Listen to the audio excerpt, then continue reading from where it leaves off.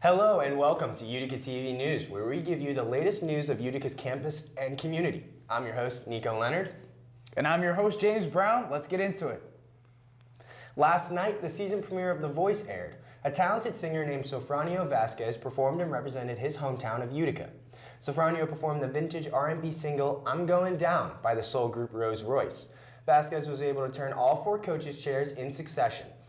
The coach Vasquez chose was none other than Michael Bublé. Bublé applauded Vasquez, calling him, no pun intended, The Voice. The show was named for Sofranio Vasquez.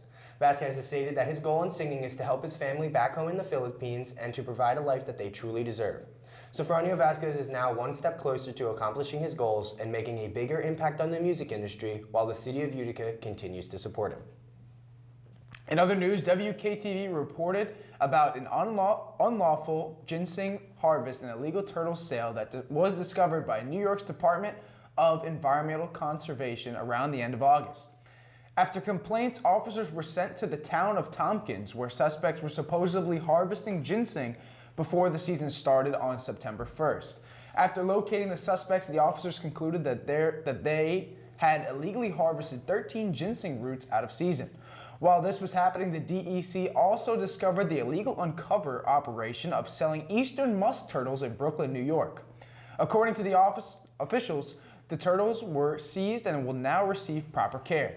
These sellers, along with the ginseng resellers, were ticketed for their actions.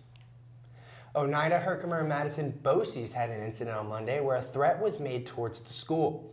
The juvenile went to his social media posting a threat towards OHM BOCES.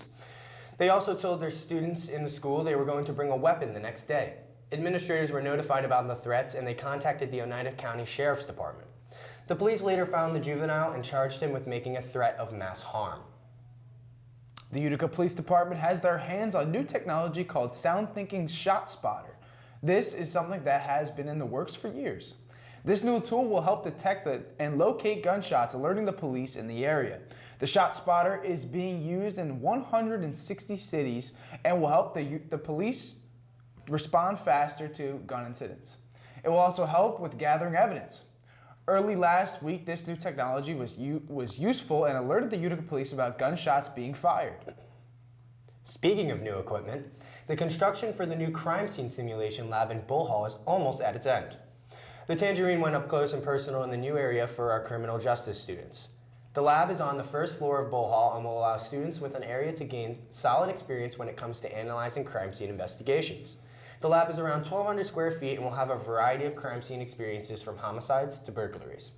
Assistant Professor of Criminal Justice Musco Milner spoke about the new addition, stating that the ability to have a hands-on experience at Utica University would be an amazing eye-opening for students and allow its students to learn through practice before going out on an actual crime scene.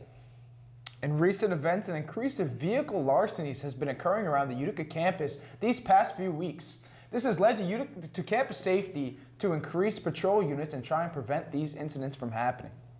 The campus has been open for the public to roam, as most people who are not students typically walk their pets on the pathways. However, with most larcenies being committed by 18 to 25-year-olds, it can be hard for campus safety to detect who is a student and who is a regular citizen. However, if any person is approached by campus safety late at night and cannot present their student ID, they will be asked to leave the campus. According to the Tangerine Associate Director of Campus Safety, Jay Lafayette, most of the cars are being broken into are already unlocked. So it is important for everyone to lock their cars when left unattended. If you have any concerns or questions, contact the Campus Safety Office or download the Safer You app to reach out.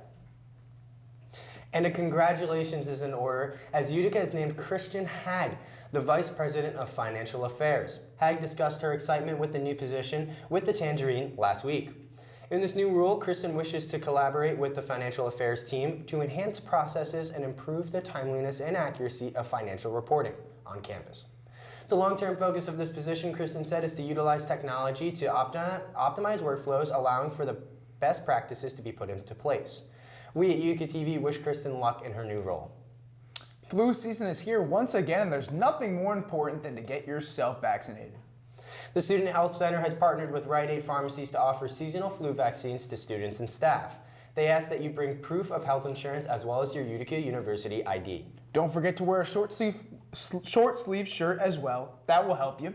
If you haven't already, you can schedule an appointment to get your vaccination. They'll be taking place between Monday, September 30th and Friday, October 3rd in the lounge at the Strebel Student Center. For more information, you can reach out to the Health and Wellness Center. They're on the second floor of Strebel.